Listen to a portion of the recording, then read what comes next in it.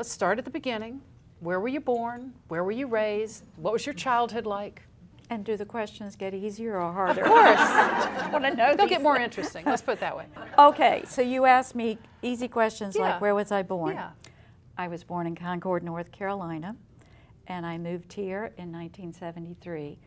I followed my husband at that time, Jim Wilson, here. He had come to work at the College of Charleston. Does that answer your question? Yes, but tell us a little about your childhood. What kind of family life did you have? And did you have any particular female influences growing up? My mom and dad worked in cotton mills. Many people don't remember what a mill village is, but my dad had too much pride. Here's the mill village, and we lived just outside the mill village. That was his definition of pride.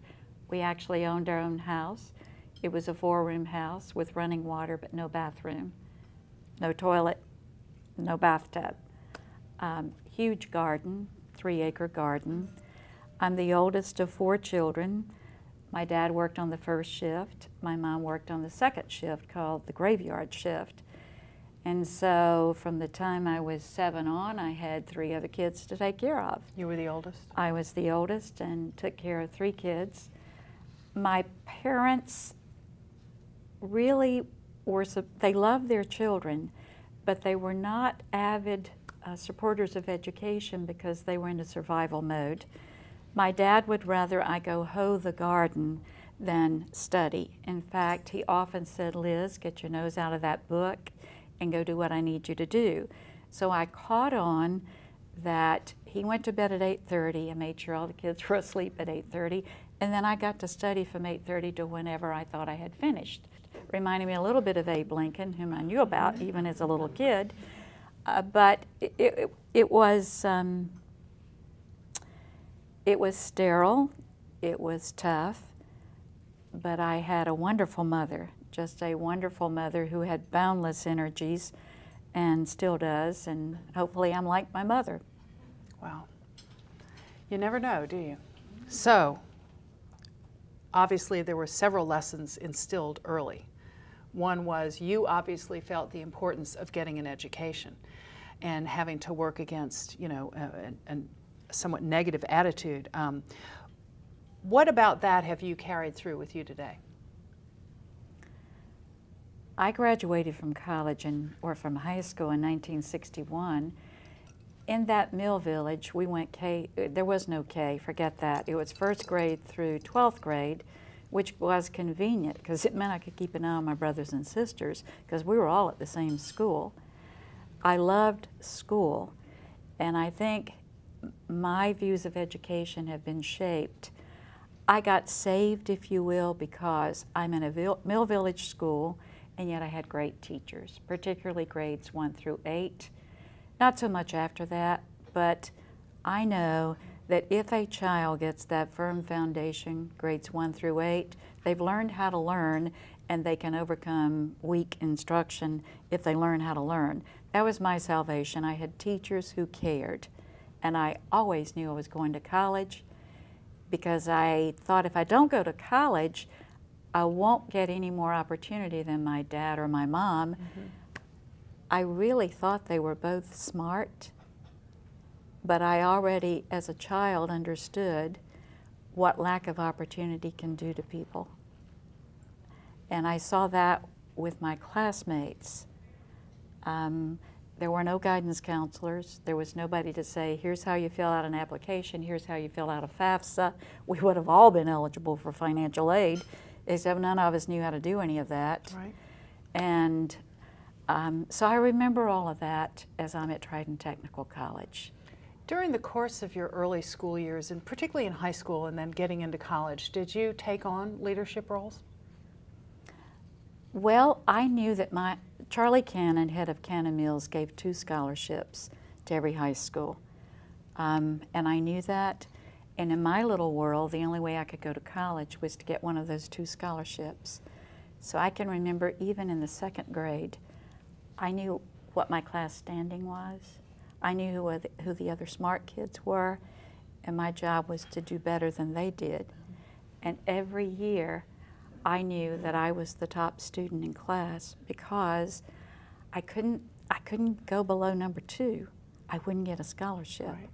So I graduated number 1 in my class, but it was a small class. It's not like that's such a great thing. It was a small class, but it got you the scholarship. it got me a scholarship. And where did you go on to college?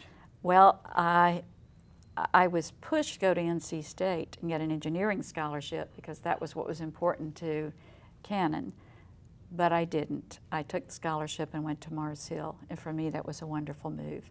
Mars Hill College, wonderful move. Is Mars Hill a 4-year institution? It was a 2-year Baptist institution when I went there, and then it became a 4-year, and I figured out that I didn't have any money. If I got 15 hours somewhere, I could skip my junior year, and I could graduate in 3 years with a double major and a minor. I found out that UNC Chapel Hill was the only institution that would let you take 15 hours in the summer. So I did that, excuse me, skipped my junior year and graduated from Mars Hill, its first senior class. How did you support yourself in college? Well, I had scholarships from a variety of sources, and I would add those up, see what the difference was, and figure out that's how much work I have to do. And I worked the breakfast shift in the cafeteria, and I modeled for the art class and for a downtown department store in Asheville, and I tutored football players in French. And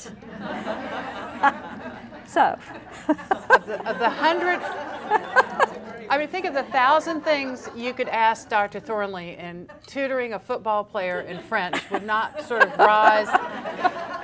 It just, you can multitask. See, you're a wonderful woman. You know, for the majority of your life, you've been involved in education.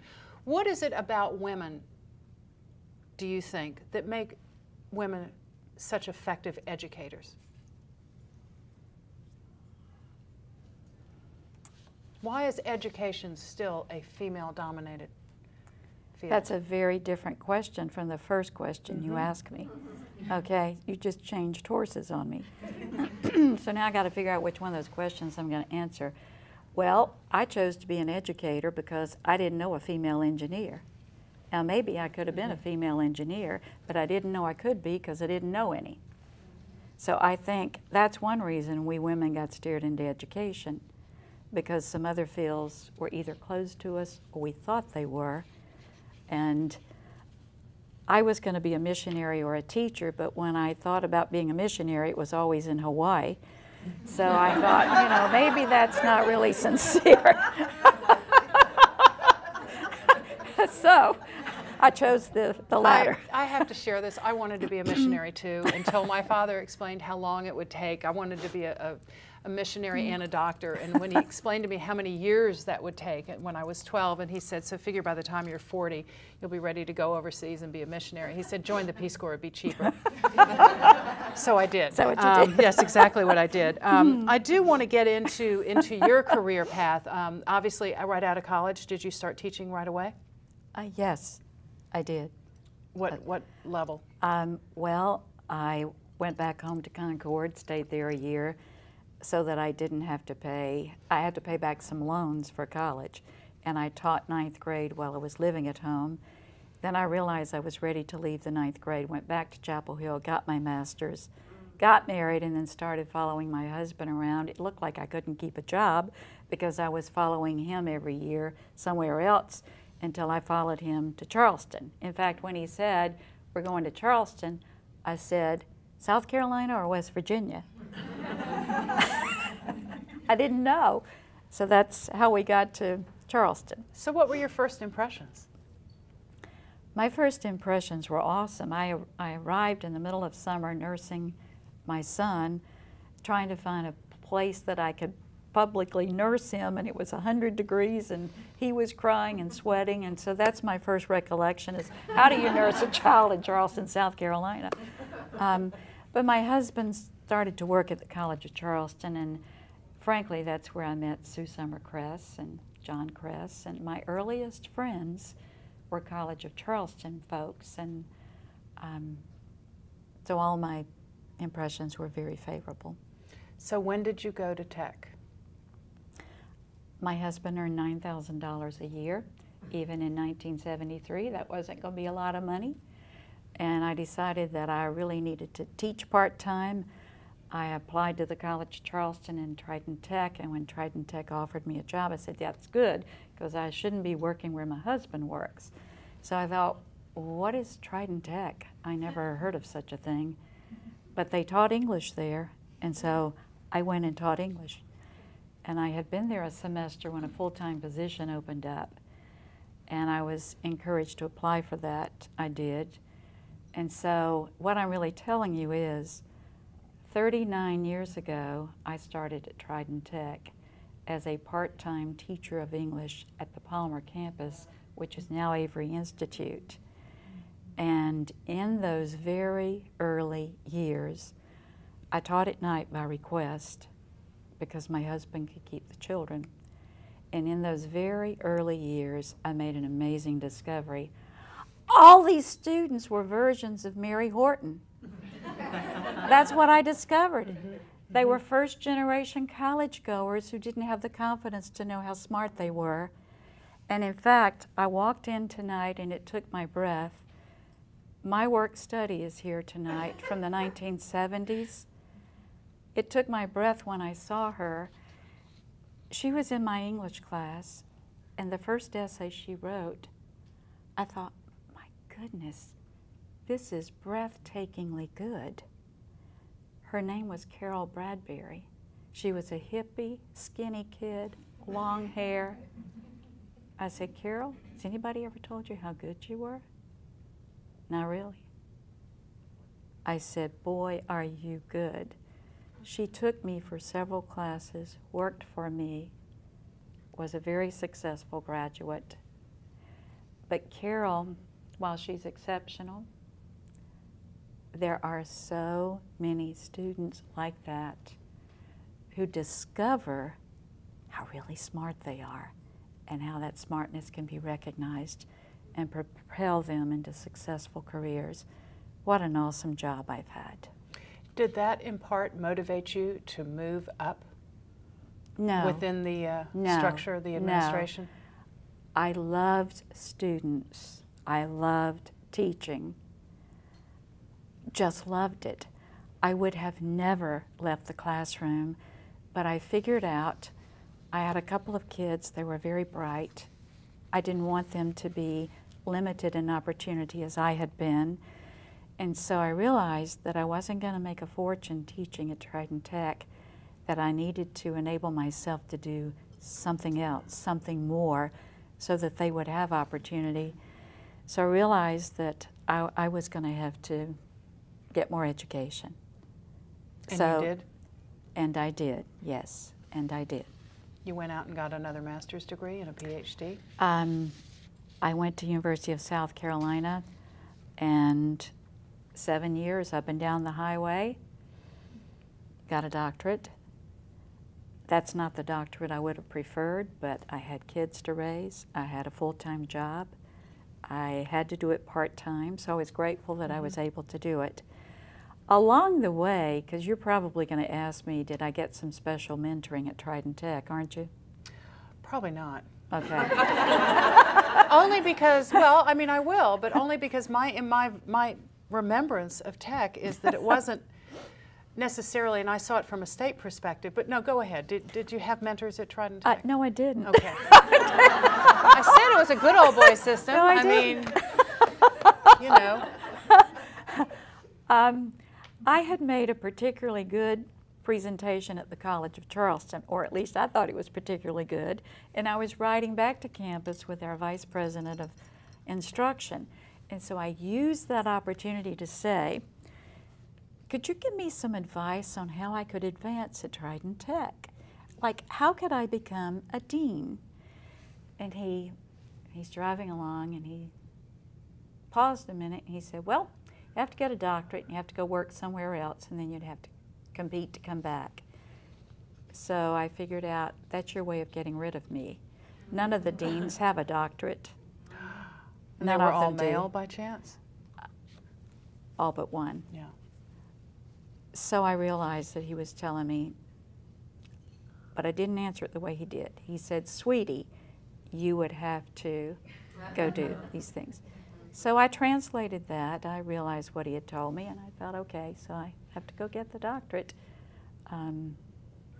That's for sure. Figure out a way to go do that.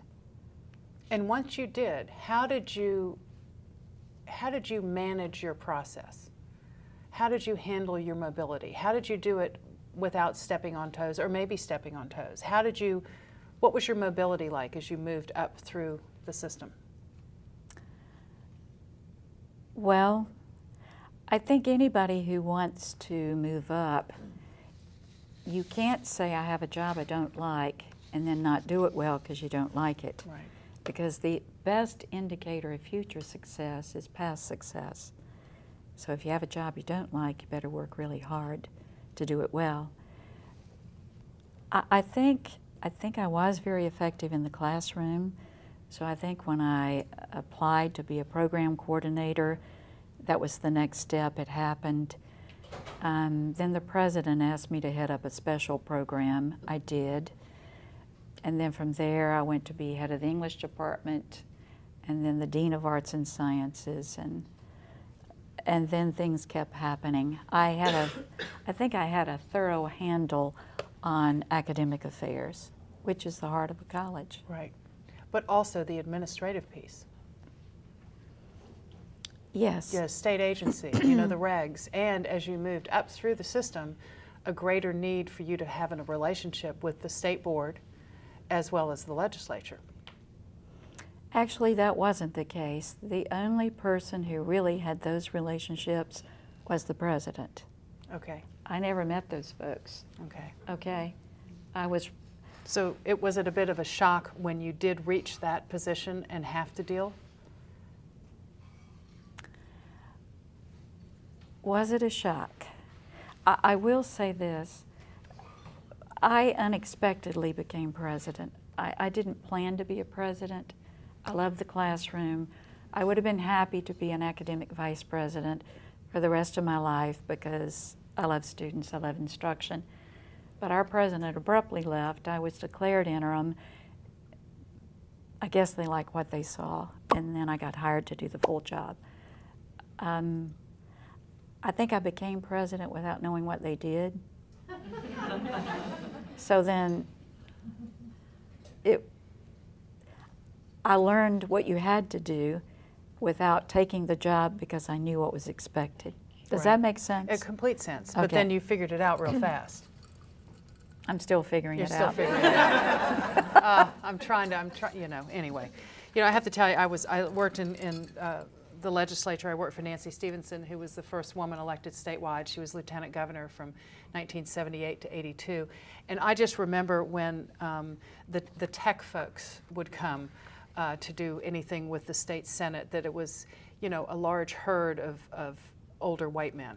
And it was very much a macho environment. So that's one of the many reasons I have so much respect for you. But let's talk about the educational climate in this country and whether or not it is, or talk to me about it from a gender standpoint. You know, there's all the stuff in the press now that more and more women are graduating from college and getting degrees, you know, graduate degrees than men, but somehow that's not translating into the workforce. I mean, what are your views on that? Well, I think they could surprise you just a bit because I do have some concerns about the fact that now women, by leaps and bounds, are getting degrees. They're graduating from high school, they're graduating from college, they're getting advanced degrees, and that's wonderful. That creates more opportunity for equal opportunity. But it's not so wonderful because they're lacking the competition from the men who aren't even, number one, they're not finishing high school. When they are, Yeah. they're not going on to college. So that's a trend that's very disturbing to me, very. In fact, if you look at the advertising of Trident Technical College, we're deliberately trying to make it attractive to males. If you look at many of the programs we've created in the last few years, they're designed to be attractive to men. We want men to return to college. We also know things that all of you know. For instance, the more educationally in sync man and woman are, the more likely their marriage is going to be strong. we're graduating whole scores of women who are not going to find educated men to marry. And those implications are frightening to me. Oh, they're huge. They are huge, Absolutely yes. huge. So my goal is to be as appealing to the male student as we can possibly be, because we know they need to get back in school. There's a lot in the news about that, and I think it probably is the biggest challenge for this next generation of women. You know, particularly when it comes to not only the workplace, but this whole thing about how do you balance career and work now and home. You know, I was going to ask you when you mentioned, you know, you're driving up to Columbia, you're getting your degree, you're raising your children, you've got a full-time job. What were your balance supports? I've never been balanced. Okay, just. We'll drink to that, right?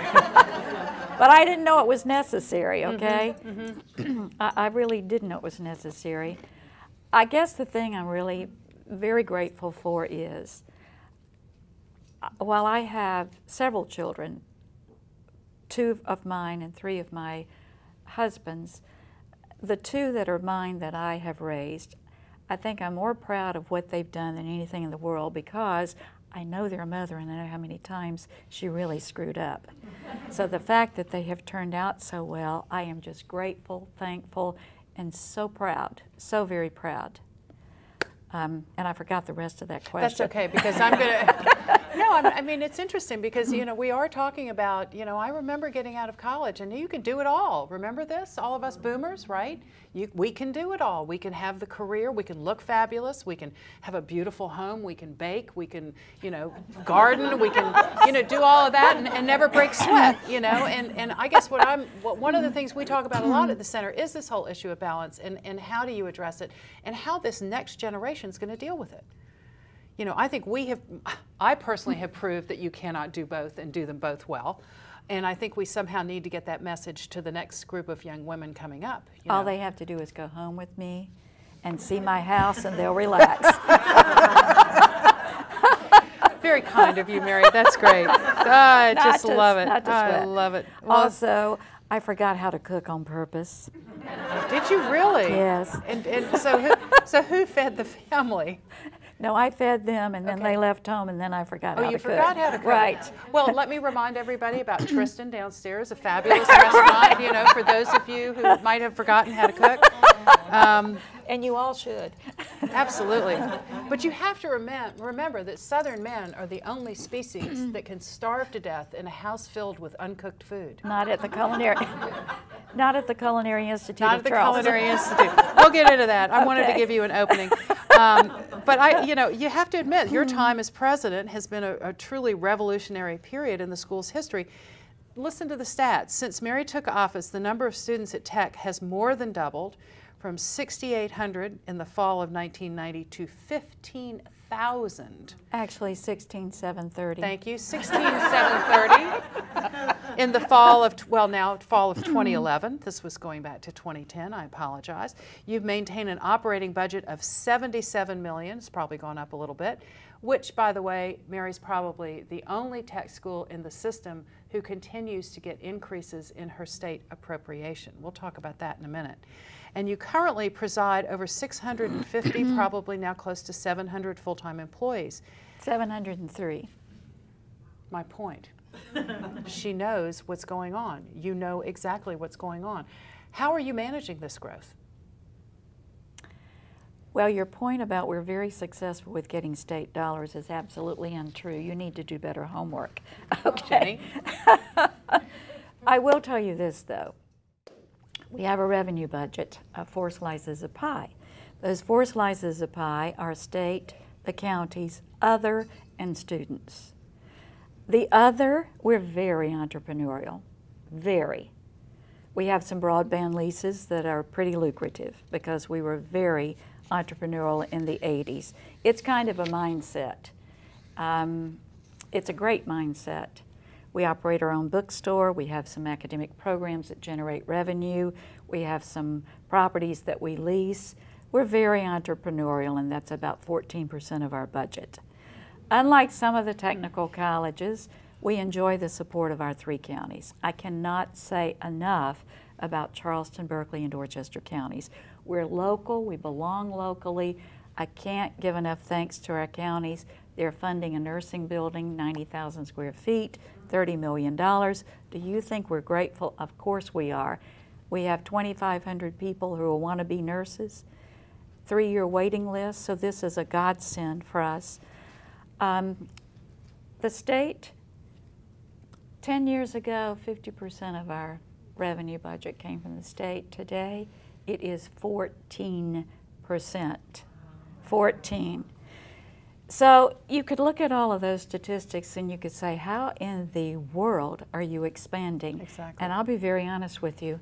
When you look at our mission and you look at our vision is to be the leading force for economic competitiveness and educational opportunity. Not a leading force, the leading force. There are many reasons why we need to do that. It is a vision that I buy into. It is a vision that I live night and day. It is a vision that anybody that works at Trident Tech can mention to you. We buy into the fact that our business plan is to grow. So how do we provide access and all of the other services to this growth model? The way we do that is we look for opportunities. We just opened the Mount Pleasant campus, 24,000 square feet. It's a wonderful location. We pay $1 a year for that campus, $1 a year. The Mount Pleasant Town Council, the mayor, came to us. We are in the poorest part of southern Charleston County, St. Paul's Parish. We pay $1 a year for that property, and we're bringing opportunity to people who may not have transportation. We're in the poorest part of Dorchester County around St. George. We got a grant from the Department of Commerce. We matched that with some monies that Senator Matthews and Representative Patsy Knight pulled out of an economic development pot. We came up with a little bit of money. We've got a beautiful little facility in St. George, and we're leasing a Somerville site at Trolley Road, where we have several offerings in Dorchester County. Our next huge venture will be the development of an East Edisto campus with lands donated by Midwest-Vaco. Those of you from Charleston County also remember that we in Charleston County voted for a 5-year 1-cent sales tax increase. One of those projects is the Wando Middle College. We have been involved with Lucy Beckham and Wando High School from day one. If we are smart and if we work hard, and the people who work at Trident Tech, they're smart and they work hard, and they have almost a missionary zeal about providing opportunity. And so that's how we keep finding ways to provide access to the students who want to come to Trident Tech. Breaks my heart every time we have to say, this program's full, it's closed. Somebody tonight talked to me about dental hygiene. I'm going to go check tomorrow and see if we have slots. I don't like anything to close because we're a viable option, we're affordable, and we don't want to turn anybody away. Didn't mean to be so long-winded. No, but your points are very well taken, but your points also show me, and all of us, I think, what a great networker you are. The fact that you are in the communities, all levels of the community, and you are seated at the table when these discussions happen, and particularly around economic development. Now, I know that you have established a relationship with Boeing, that the presence of tech and your leadership was a major component in bringing them here and having them choose. I don't know about that. I would not say that. There were a lot of important people in this state who worked with Boeing and made the right concessions and provided the right incentives. But I will say this, we work hand in glove with Ready SC. And there is we can't go to Everett, Washington and copy their processes because they didn't make composite airplanes there. This is a new plane, a new way of making this plane. Everything's being created here. So we will work hand in glove with Ready SC and Boeing. We're as invested in Boeing as the people whose paycheck is written by Boeing would be invested, because we can't fail there. That's the reputation of the Lowcountry. There is no way to fail. Right, exactly. But I am going to say that you need to take more credit for it, because you are the sustainability of keeping Boeing in the Low Country. Thank you, Mrs. Zucker. I knew you would agree with that. So I'm going to blow your horn, okay? So I have to ask this. I asked Anita this, and don't feel you don't have to do the back and forth thing, okay? But do you have any female role models today? Well, you mentioned her name, and we talk routinely about various issues that could surprise you. She is one of the 9 members of the Area Commission, so she has a unique view of Trident Tech. I've mentioned Sue Summer-Crest from the past. We have been very close. But very frankly, there haven't been a lot of role models in my business. And many of my interactions are largely with males. How do you, to what do you credit your effectiveness working in that kind of environment? I think all women tend to over-prepare. I'm not going to go into a meeting without having done my homework, and probably have done more homework than the men who go to the same meeting. But I'm going to be prepared for that meeting, as probably every single woman in this room is going to be. I think you're absolutely right. There's been a lot of research on women in power, and one of the reasons why more women don't feel comfortable stepping into power is a feeling of, I'm not qualified. Even though you may have every qualification available, that feeling, that lack of confidence for that. So I think that's definitely one of the things that I hope that we can work on. I do want to bring up a recent wonderful donation that came to Trident Tech, Carolyn Hunter. And I'm curious, would you share with us a little bit of how that happened? I will. She's on the foundation board, and Kathleen Forbes put her on the Emergency Fund for Students committee. It's a very small committee. You really would not believe the kinds of emergency issues that arise, like the nursing student who was a top student, her grades fell, and the nursing faculty probed a bit and found out she was homeless living in her car. If we didn't probe, you know, we have 17,000, almost 17,000 students, but our mantra is, be a big college, but act like a small one. Take that interest in students, because so many times the needy student won't come to you and tell you that they're needy. A faculty member has to be in tune. A counselor has to be in tune. Carolyn saw enough of that. She called me and invited me to lunch, and we were having trouble matching calendars. So I said, you know, you don't have a family around here, and I don't. Why don't we have lunch on Sunday? Yeah. So after church, we met. I said, you pick the restaurant. So she picked one in the north area, the Olive Garden. I started to say the Olive Tree. You wouldn't think I could ever forget this restaurant, would you?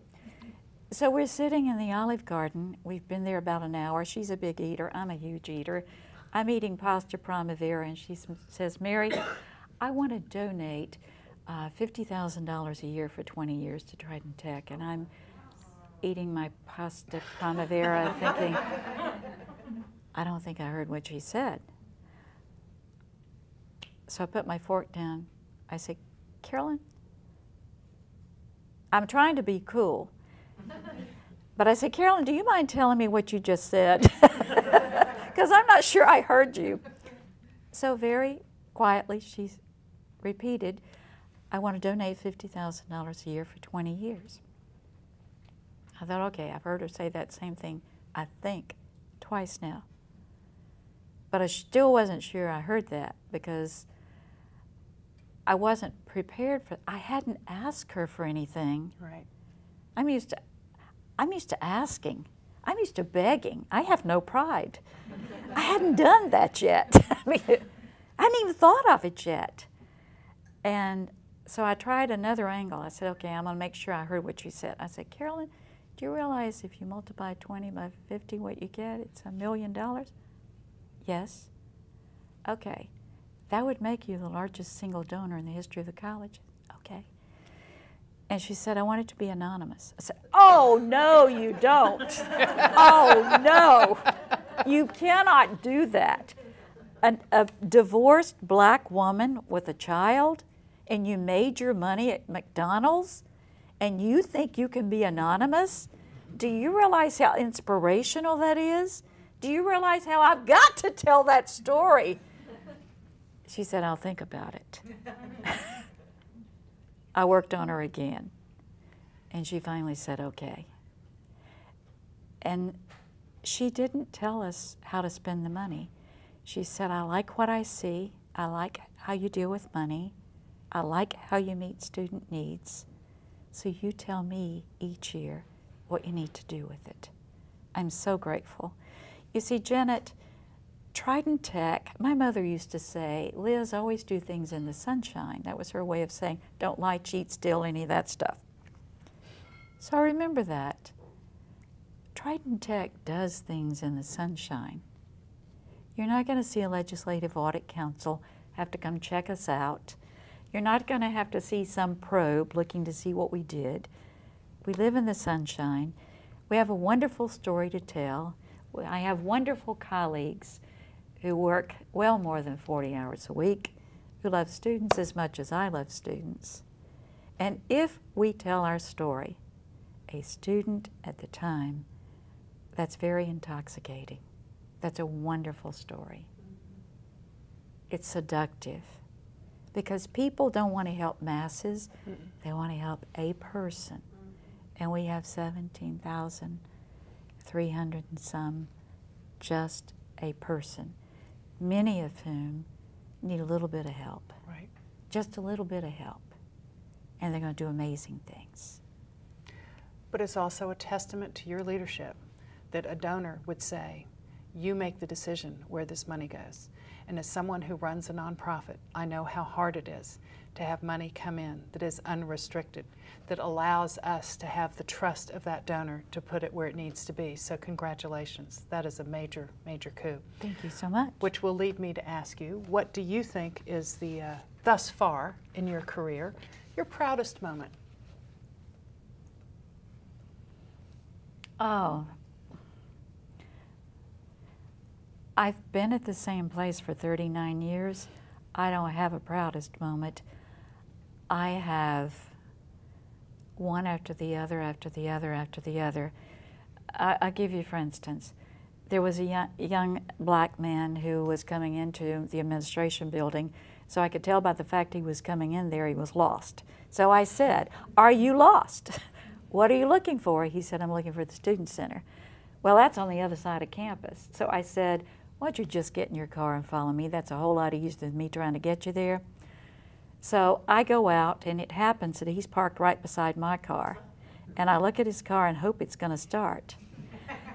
The window on the driver's side wouldn't go down, and it wouldn't go up either.